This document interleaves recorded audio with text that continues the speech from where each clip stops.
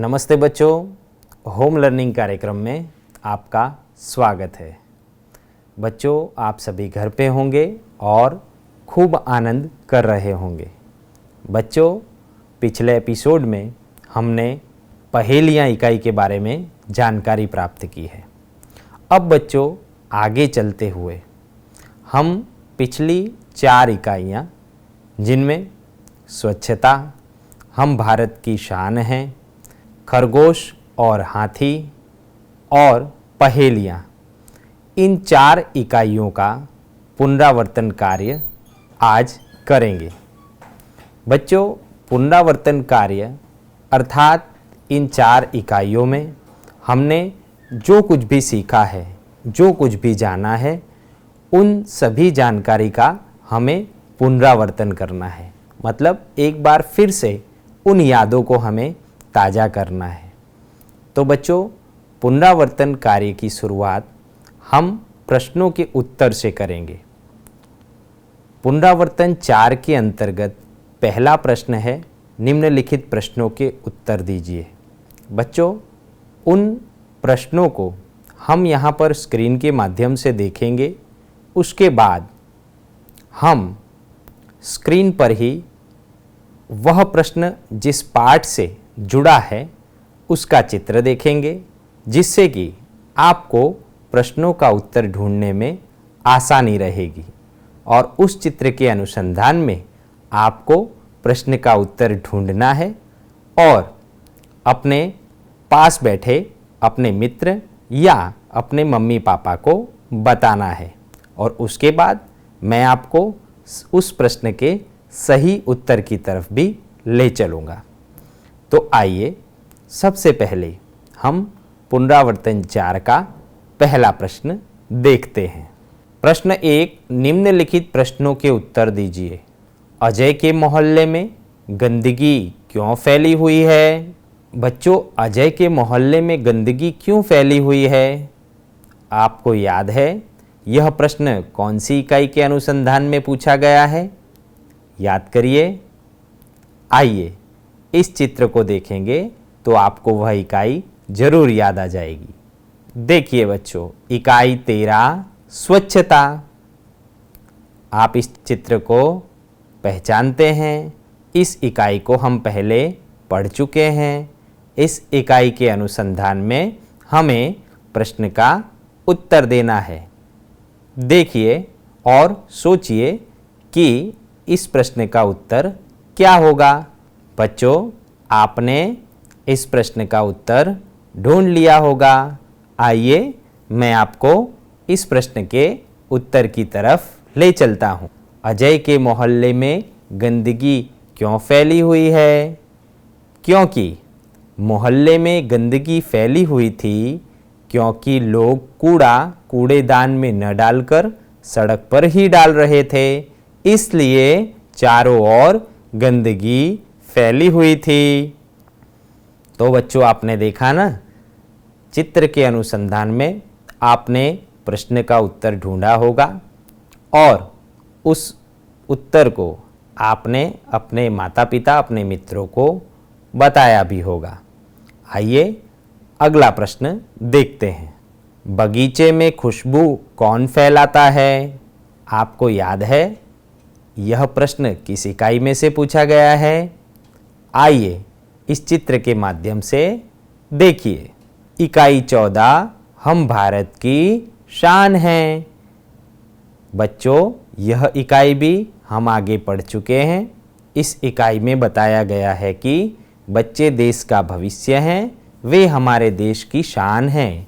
इस कविता में बच्चे बता रहे हैं कि वे कैसे कैसे काम करके देश को आगे बढ़ाएंगे। बच्चों, यहाँ पर इस प्रश्न का उत्तर आपको मिल गया होगा। आइए इस प्रश्न का उत्तर देखते हैं। बगीचे में खुशबू कौन फैलाता है? बगीचे में खुशबू बच्चे फैलाते हैं। तो बच्चों, आपने चित्र का अवलोकन करके प्रश्न का उत्तर दिया। आइए अगला प्रश्न देखते हैं। खरगोशों का सरदार क्या बोला? बच्चों, आपको याद है यह प्रश्न किस इकाई में से लिया गया है? जी हाँ, आपने कुछ दिन पहले ही इस इकाई को देखा है, इस इकाई को पढ़ा है। जी हाँ, देखिए एक चित्र आपको दिखाई दे रहा है। इस इकाई को भी आपने पढ़ा है। इस इकाई का नाम क्या है? इस इकाई का नाम है खरगोश और हाथी। खरगोश और हाथी की बहुत ही सुंदर कहानी है। बच्चों, आपको चित्र का अवलोकन करना है और पूछे गए प्रश्न का उत्तर देना है। खरगोशों का सरदार क्या बोला? बच्चों, आपको प्रश्नों का उत्तर याद आ गया होगा। आइए देखते हैं कि इस प्रश्न का उत्तर क्या होगा। खरगोशों का सरदार बोला, हम चांद के भांजे हैं। चांद में आप हमारे भाई बंधुओं को देख सकते हैं। मामा रोज हमसे मिलने आते हैं, लेकिन आपसे वे नाराज हैं। यह खरगोश के सरदार ने कहा। आइए बच्चों, अगला प्रश्न देखते हैं। हमारे देश की शान कौन है? आपको बच्चों याद आ गया होगा। यह प्रश्न किस इकाई में से लिया गया है? आइए देखते हैं। इकाई 14, हम भारत की शान हैं। इस प्रश्न का उत्तर इस इकाई में है। आप इस इकाई को पढ़िए और इस प्रश्न का उत्तर ढूंढिए। बच्चों, आपको प्रश्न का उत्तर मिल गया होगा। आइए हम इस प्रश्न का उत्तर देखते हैं। हमारे देश की शान कौन है? हमारे देश की शान बच्चे हैं। तो बच्चों, इस प्रकार से हमने पिछली जो 4 इकाइयाँ पढ़ी हैं, उसके अनुसंधान में जो भी प्रश्न पूछे गए थे, उन प्रश्नों का उत्तर चित्र के आधार पर दिया। अब बच्चों, हमें पिछली इकाइयों के अनुसंधान में कुछ ऐसे कठिन शब्द पढ़ने हैं जो कि शायद हमने पहले नहीं पढ़े हैं। तो आइए टीवी स्क्रीन के माध्यम से आप भी मेरे साथ इन मुश्किल शब्दों को पढ़ने की कोशिश करेंगे। आइए देखते हैं मुश्किल शब्द। प्रश्न 2 पढ़िए और लिखिए। सप्ताह। बच्चों, आप सभी को भी मैं यहाँ से जिस शब्द का नाम लूँगा, आपको उस शब्द को दोहराना है। सप्ताह। सम्मान। सम्मान। स्वच्छता। स्वच्छता। स्वदेश। स्वदेश। उत्साह। उत्साह। लिज्जत। लिज्जत। नन्हे। नन्हे। सब्जी। सब्जी। तो बच्चों, हमने यहाँ पर मुश्किल शब्दों को पढ़ा।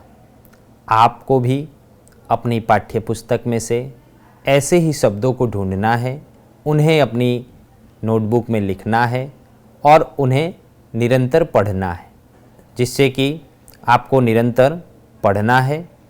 और यदि कोई शब्द आपको मुश्किल लगे तो अपनी मदद के लिए आपको अपने मम्मी पापा या अपने मित्र की मदद लेनी है।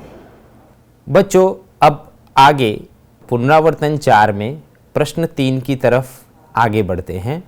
बच्चों, प्रश्न 3 में हमें स्क्रीन पर एक बहुत ही अच्छा चित्र दिखाई देगा, जो कि आपकी पुस्तक में भी है।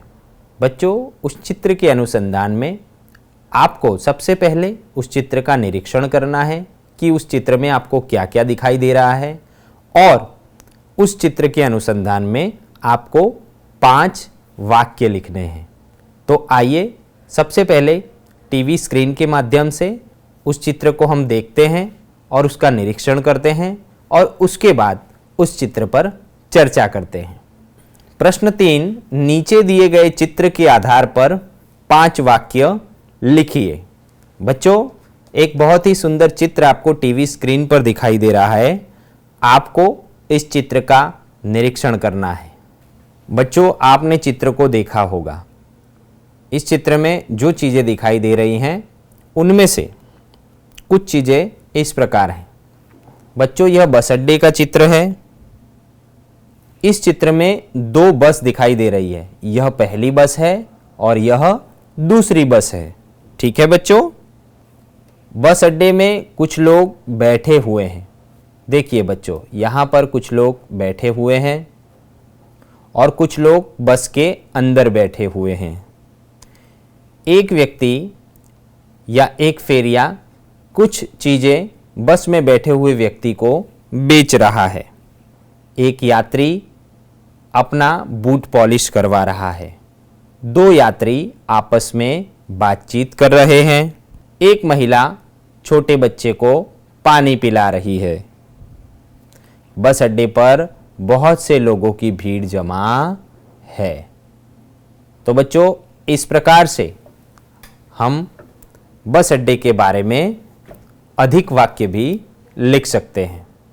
तो बच्चों, आपने देखा चित्र के अनुसंधान में कुछ वाक्य मैंने यहाँ से कहे और आपने उसे अपनी नोटबुक में भी लिखा होगा। बच्चों, आपको इस चित्र के अनुसंधान में यदि आपने और कुछ भी निरीक्षण किया है, उस चित्र में आपने कुछ नया देखा है, तो उन वाक्यों को भी आपको अपनी नोट में लिखना है। और आपको ऐसे अनेकों चित्र अपनी पुस्तक में मिलेंगे जिन चित्रों का आपको निरीक्षण करना है और उस चित्र में क्या क्या है, किस प्रकार से है, उसका आपको उस चित्र की जानकारी, उस चित्र का वर्णन आपको अपनी नोटबुक में लिखना है। बच्चों, अब हमें प्रश्न 4 की तरफ आगे चलना है। बच्चों, हिंदी भाषा में हमने हिंदी व्याकरण में अनेकों चीज़ें सीखी हैं। उनमें से विशेषण और क्रिया भी एक एक चीज़ें हैं। बच्चों, विशेषण और क्रिया, विशेषण अर्थात किसी व्यक्ति या वस्तु की जो विशेषता होती है, जो शब्द यह विशेषता बताता है उसे विशेषण शब्द कहते हैं। और क्रिया, उसके बारे में तो आप सभी जानते ही हैं। तो बच्चों, यहाँ पर कुछ शब्द अगले प्रश्न में दिए गए हैं। हमें उनमें से क्रिया और विशेषण, उन दोनों शब्दों को अलग अलग करना है और उसके अनुसंधान में अर्थात उन शब्दों का उपयोग करके हमें वाक्य बनाने हैं। तो आइए पहले प्रश्न को देखते हैं। प्रश्न 4, नीचे दिए गए विशेषण और क्रिया वाले शब्दों को कोष्टक में लिखिए। वो शब्द कौन कौन से हैं?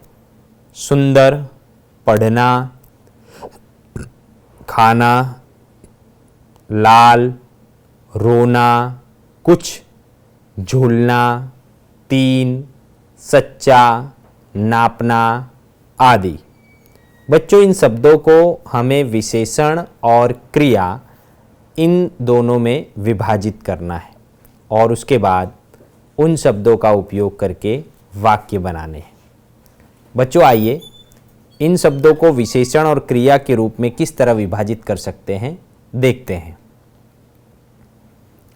बच्चों, आप स्क्रीन पर देख रहे हैं विशेषण और क्रिया, इन दोनों अलग अलग स्वरूपों में हमने शब्दों को अलग किया है। विशेषण शब्द हैं सुंदर, लाल, कुछ, 3, सच्चा। जैसा कि मैंने आपको बताया, ये शब्द विशेषता बताते हैं, इसलिए ये विशेषण शब्द है।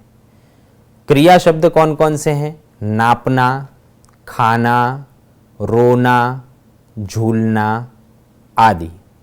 ठीक है बच्चों, अब इन शब्दों का उपयोग करके हमें वाक्य बनाने हैं। विशेषण शब्द सबसे पहले हम देखेंगे। पहला विशेषण शब्द है सुंदर। जो वाक्य यहाँ से मैं कहूँगा उसे आपको अपनी नोटबुक में लिखना है। सुंदर विशेषण का उपयोग करके वाक्य कुछ इस प्रकार से बनाया जा सकता है। यह सुंदर चित्र है। दूसरा विशेषण शब्द लाल, वह लाल सेव है। लाल शब्द का उपयोग करके हमने वाक्य बनाया, वह लाल सेव है। तीसरा शब्द है कुछ, कुछ लड़कियां खाना पका रही हैं। कुछ लड़कियां खाना पका रही हैं। अगला विशेषण शब्द है तीन, तीन लड़के खेल रहे हैं। तीन लड़के खेल रहे हैं। उसके बाद का अगला विशेषण शब्द है सच्चा। मयंक एक सच्चा बालक है। मयंक एक सच्चा बालक है। ठीक है बच्चों, इस प्रकार से विशेषण शब्दों का उपयोग करके हमने वाक्य बनाए। आइए अब क्रिया शब्दों का उपयोग करके वाक्य बनाएंगे। नापना, नापना का अर्थ भी आप सभी जानते हैं। दुकानदार कपड़ा नाप रहा था। दुकानदार कपड़ा नाप रहा था। दूसरा क्रिया शब्द है खाना। जिया मिठाई खा रही है। जिया मिठाई खा रही है। अगला क्रिया शब्द है रोना। अगला क्रिया शब्द है रोना।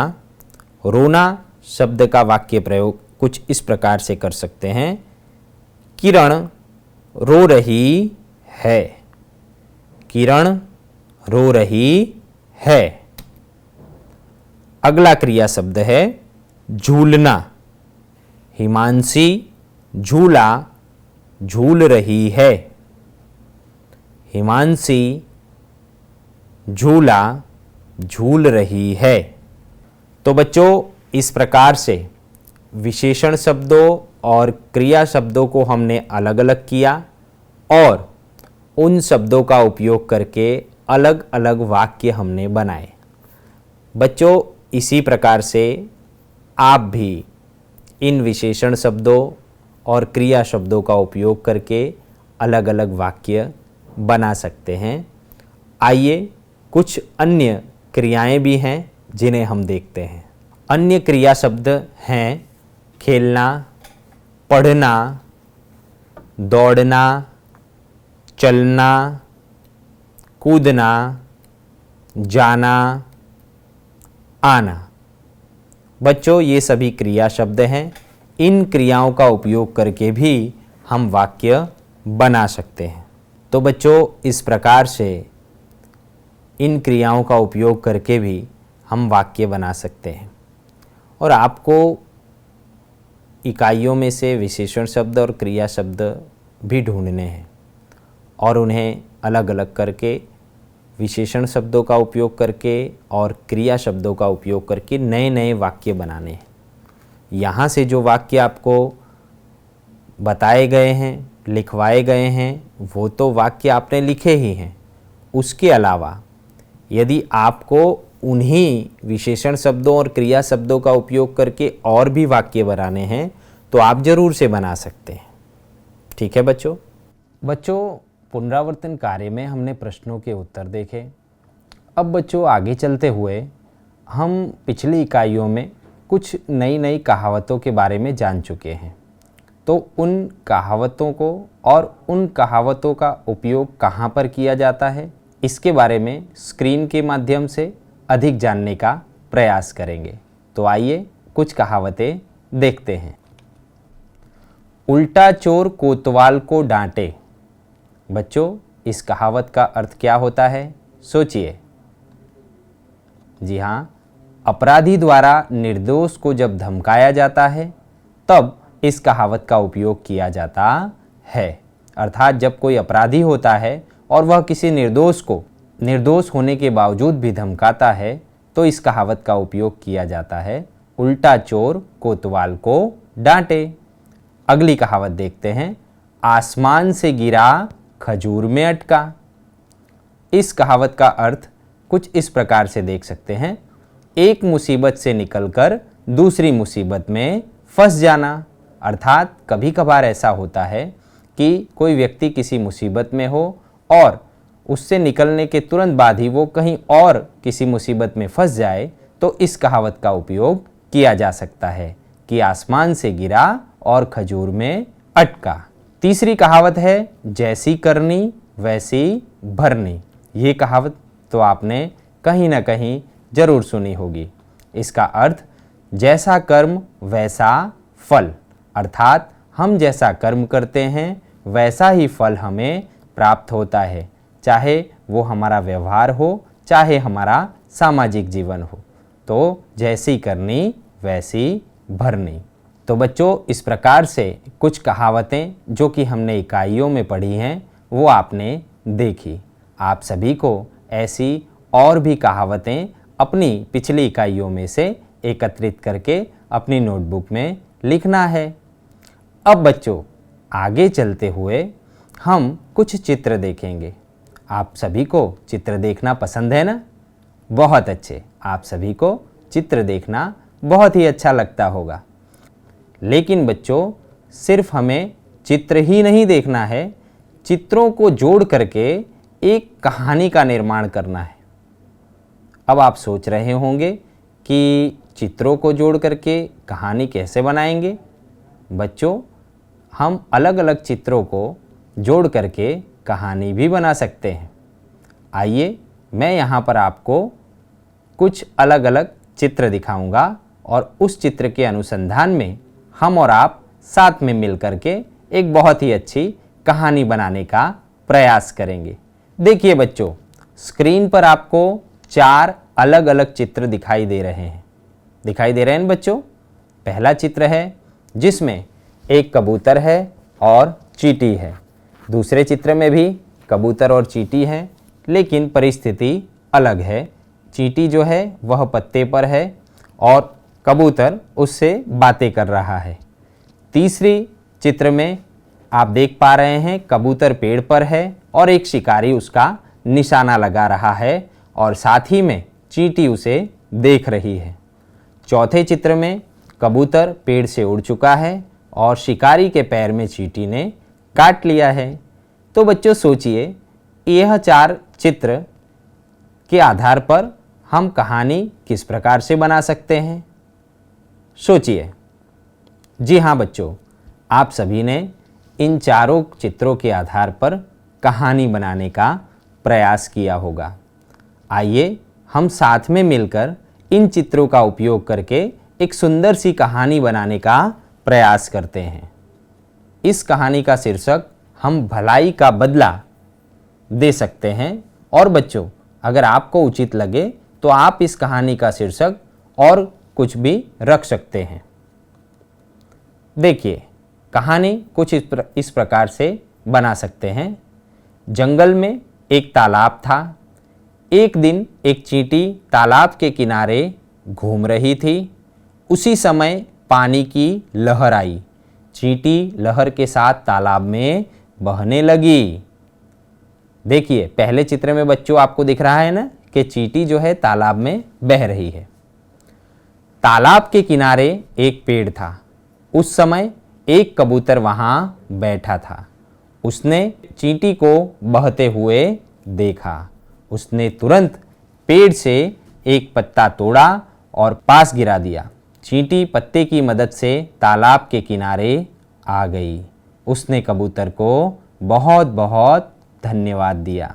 तो बच्चों, इस प्रकार से पहले 2 चित्रों के अनुसंधान में हमने यह कहानी यहाँ तक बनाई है। अब अगले 2 चित्रों के अनुसंधान में हम कहानी को आगे लेकर चलेंगे। एक दिन जंगल में एक शिकारी आया। उसने पेड़ की डाल पर बैठे हुए कबूतर पर निशाना साधा। चींटी ने यह देखा। वह तुरंत शिकारी के पास पहुंची। उसने शिकारी के पैर में काट लिया। शिकारी चीख उठा। उसकी चीख सुनकर कबूतर उड़ गया।